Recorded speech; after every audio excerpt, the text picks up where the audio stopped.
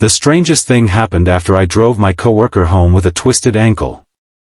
I expected nothing more than a quiet thank you at her front door. Instead, her father opened it, looked at me for several long seconds, then reached out his hand and said, "So you're him." Finally. I had no idea who he thought I was, but the look in his eyes told me that somehow, my past had found its way back to me. It had been raining all afternoon, the kind of steady rain that turned the office parking lot into a mirror of gray clouds and yellow streetlights.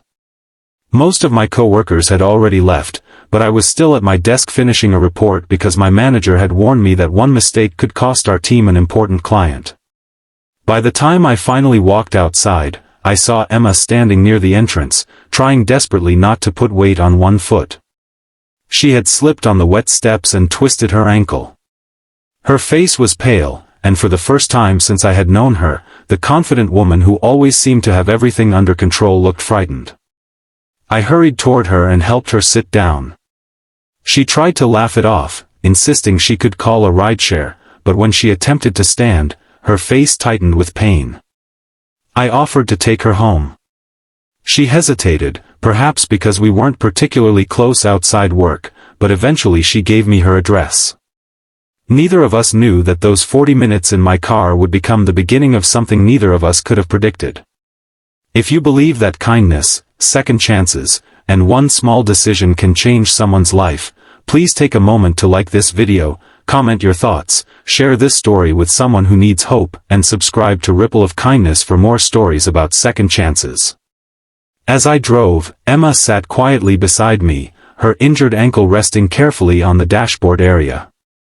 Rain tapped against the windshield while soft music played in the background. I asked if she needed a hospital, but she shook her head and said her father would know what to do. Then, almost casually, she asked how long I had been working at our company. I told her nearly 2 years. She smiled and said she remembered hearing my name before she ever joined the company. That caught my attention. I asked where she had heard it, and she stared through the windshield for a moment before saying it was a long story. Then she asked whether I had ever worked for a small construction company called Harper & Sons. My hands tightened around the steering wheel. I hadn't heard that name in years. Before my current job, I had spent 3 difficult years working for Harper & Sons. The owner, Daniel Harper, had been one of the first people to believe in me. I was 23, struggling financially, and completely unsure about my future. Daniel had given me a job when other companies wouldn't even interview me. He taught me how to read construction plans, how to negotiate with suppliers, and, more importantly, how to treat people with dignity. But the company eventually collapsed. A major client disappeared without paying a massive invoice, debts piled up, and Daniel was forced to let people go one by one. I stayed until almost the very end. I helped organize files, sell equipment, and contact creditors. But when everything finally fell apart, I left town. I told myself I needed a fresh start, but secretly I felt ashamed that I hadn't been able to save the man who had once saved me. I told Emma that yes, I had worked there. She turned toward me with an expression I couldn't understand.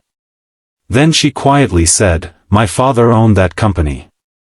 The car seemed suddenly silent.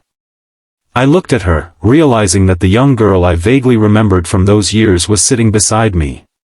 She had been a teenager back then, often waiting outside her father's office after school. I remembered a girl with long brown hair and a blue backpack. I remembered once giving her a little model car I had made from leftover materials because she had been crying. Emma remembered it too. She told me her father had never forgotten me. In fact, after the company closed, he spoke about me more than anyone else who had worked for him. While others blamed him or disappeared, I had stayed until the final day. Emma said her father always told her that I was the only employee who made him feel like the failure of the company didn't mean he was a failure as a human being. I didn't know what to say. I had spent years believing I had abandoned him. Emma told me that after I left, her father had struggled badly. He lost their house for a while, moved into a small apartment, and worked several jobs to rebuild his life. Her mother had become sick during those years, and the family had gone through more pain than I ever knew. But eventually, Daniel started a small home repair business. It wasn't anything like the company he once owned, but it gave him a purpose. As we turned onto Emma's street, I noticed something strange. She wasn't giving me directions anymore. I followed the address she had already entered into my phone, and when we stopped outside a warm-looking suburban house surrounded by flowers, she asked me to wait while she unlocked the door. Before she could reach the handle, the door opened. An older man stood there. His hair was gray now. His shoulders were thinner. But I recognized his face instantly. Daniel Harper. For several seconds, he simply stared at me. Then he looked at Emma's ankle, looked back at me, and slowly walked down the steps. He extended his hand. "So you're him." Finally. My throat tightened. I shook his hand, but neither of us let go immediately. His eyes were wet. He told me he had wanted to meet me for years. Inside the house, I noticed photographs covering the walls. Emma as a child. Her mother smiling beside Daniel. Family vacations. Graduation pictures. And then, tucked into one corner, an old photograph of the Harper and Sons crew. I was in it. Daniel pointed toward the picture and smiled. He told me that after I left, he found a note I had slipped underneath his office door on my final day. I had written that losing the company didn't mean he had lost his worth. I had forgotten the note completely. Daniel hadn't. He had kept it for nearly 10 years. He went upstairs and returned with a small wooden box. Inside was the folded piece of paper, yellowed with age. He placed it in my hand. Then he told me the truth. The night he read that note, he had been planning to give up completely. He felt like he had failed his employees, his wife, his daughter, and himself.